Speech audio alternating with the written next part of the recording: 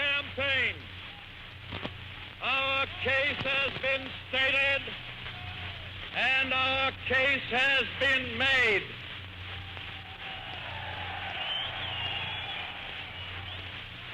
In every home, to every individual in every part of our wide land, full opportunity has been given to hear that case and to render honest judgment on Tuesday next.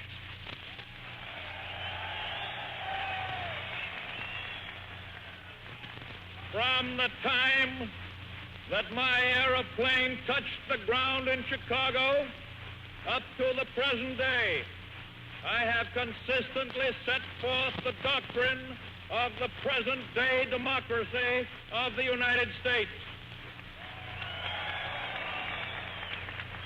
And it is the program of our party dedicated to the conviction that every one of our people is entitled to the opportunity to earn a living, to develop himself to the fullest measure, consistent with the rights of his fellow men. You're familiar with that program. You are aware that it has found favor in the sight of the American electorate. That movement comes not from the leaders of any group, of any faction, or even of any party. It is the spontaneous expression of the aspirations of millions of individual men and women. Those hopes, those ambitions have struggled for realization in different ways on farms, in cities, in the factories, among businessmen, and especially in the homes of the nation. These have found at length a common meeting ground in the Democratic program. And tonight, we are here to set the seal upon that program. After Tuesday, we go forward to the great task of its accomplishment, and I trust to its fulfillment.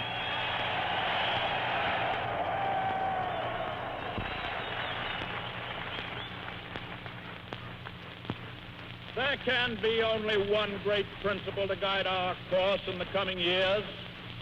We have learned the lesson that extravagant advantage for the few ultimately depresses the many.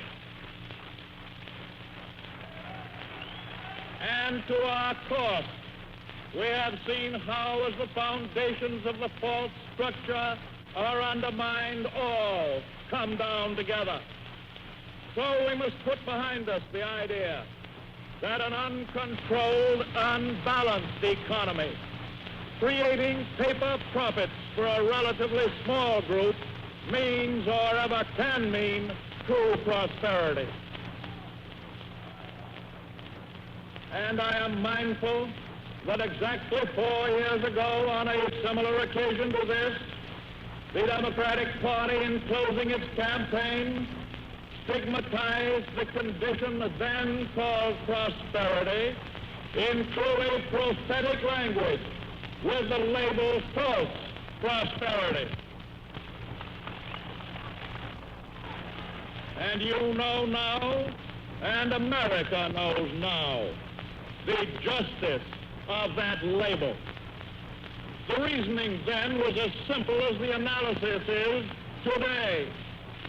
While the families on our farms are in want, there can be no safety for the families of the workers in our cities.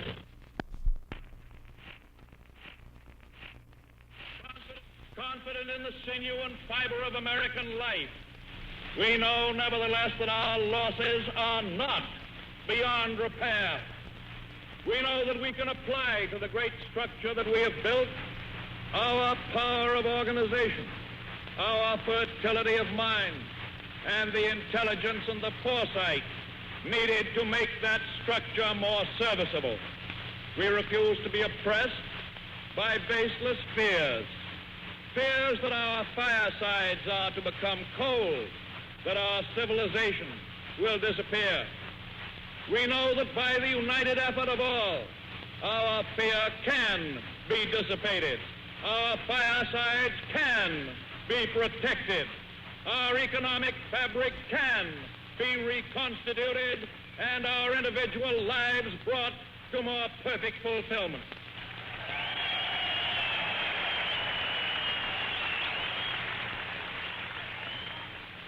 In that united effort, I make bold to include not only you, the members of my own party, not only the great independent masses who seek relief from an administration that has served them ill, not only the liberal-minded elements in all parts of the country who have joined in creating the program that we are proud to offer, but also the men and the women in the ranks of the Republican Party whose interests must also be ours.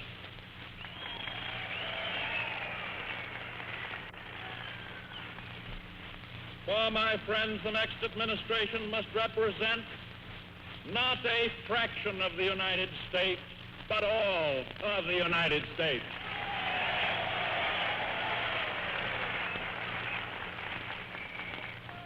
No resource of heart or of mind or of organization can be excluded in the fight against what is, after all, our real enemies. And those real enemies are hunger, want, insecurity, poverty, and fear. Against these, there is no glory in a victory that is only partisan. This genius of America is stronger than any candidate or any party. This campaign, hard as it has been, has fortunately not shattered either my sense of humor or my sense of proportion.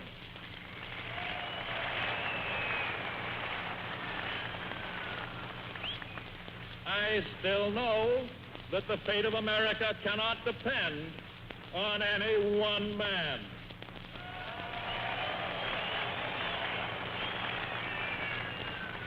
For the greatness of America is founded in principles and not on any single personality.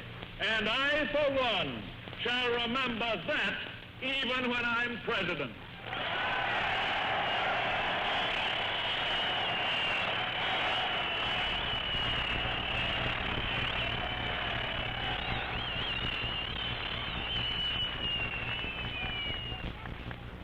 It seems to me that unless by victory we can accomplish a greater unity toward liberal effort, we shall have done little indeed. Let me turn from the consideration of leadership and think of the loyal voters who constitute the great army that has brought us to the gate of victory. Let us give thought to the men and to the women in the ranks. There are millions of them. What have they in mind? Why have they enlisted in our cause? There is among you the man who is not bound by party lines. You vote according to your common sense and your calm judgment after hearing each party set forth its program. For you, that woman's place is in the home has a wider meaning today. Your interests may be in your home, but you now know that they are no longer disassociated from the interests of the state itself. Into your home, for instance, comes, what shall I say, electricity. What you pay for it is largely determined by the attitude of your government. Your family budget must provide for a tax bill as well as for the baby's clothes. And you know now that your baby's clothes are apt to depend on the amount of taxes your family pays. You have had the clarity of vision to trace many of your private problems back to their roots in government policy. You who have had that vision best appreciate the program that we lay before you. And there is among you the man in business or in trade who has heard the cry that change is a fearful thing, but who, unafraid, has decided to change.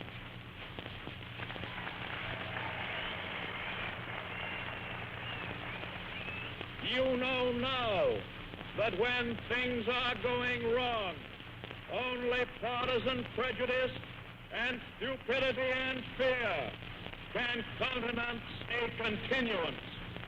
You know now that the logical remedy for mistaken policy is a change in policy. And that is why you have decided to put the conduct of your affairs in other hands.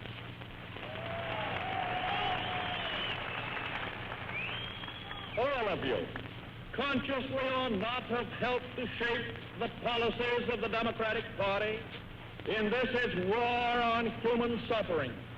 Your own experiences, your own fears, and your own problems all have written themselves into our program. There is something of you in all of us.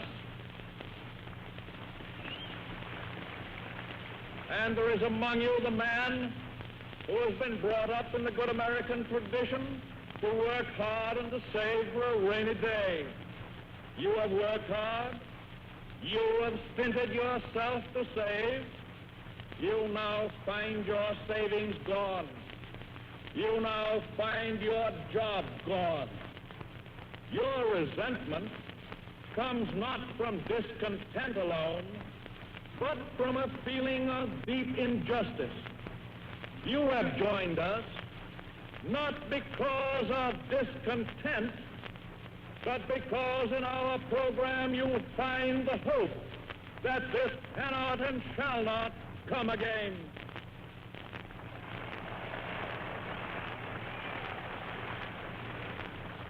And remember that we have not enticed you with offers of magic nor lured you with vain promises. We have given you the hope of a better ordered system of national economy, and we have pledged you our word and our will to do.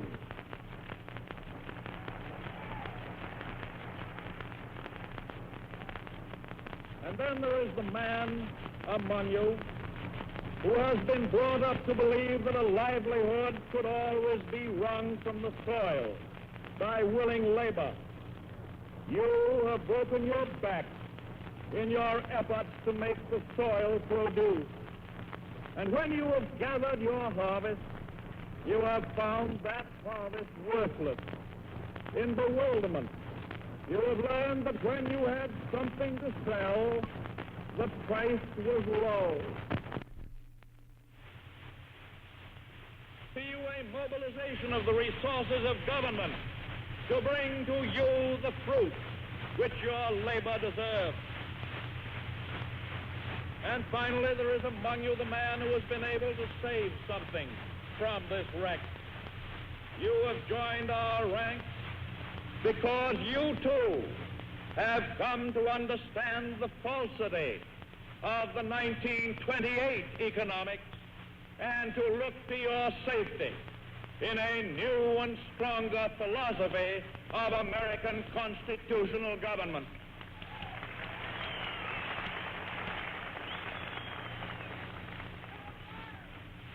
All of you, all of us, in all places, in all walks of life, have joined in proving that only by a true conception of the interdependence of the American economic system can there be hope of safety and security for all. Today there appears once more the old truth taught 2,000 years ago, that no man lives unto himself, and no man dies to himself, but living or dying, we are the Lord's and each other's.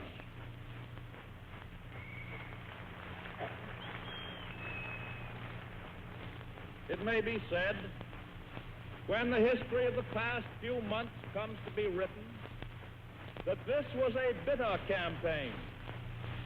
I prefer to remember it only as a hard-fought campaign.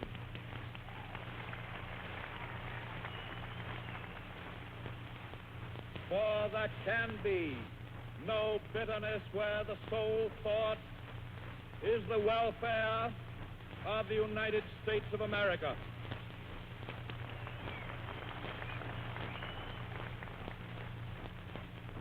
It is with this spirit, my friends, and in this spirit, that I close the campaign of 1932. I believe that the best interests of the nation require a change in administration. Every sign points to that.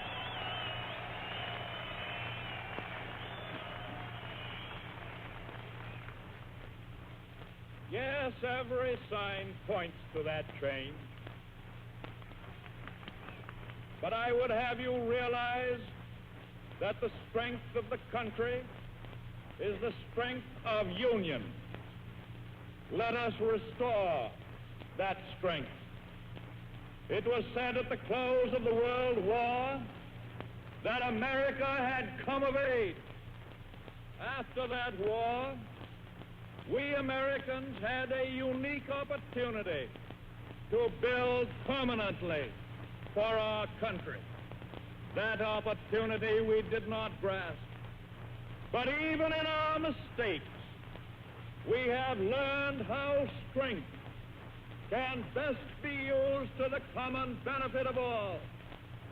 The millions of unchronicled heroes in every part of the land who by self-denial and by patience have carried this nation through this economic crisis give us new hope. We can, we will bring to the problem of the individual the maturity of the united effort of a nation that has come of age. America, mature in its power, united in its purpose, high in its faith. America can come, America will come to better days.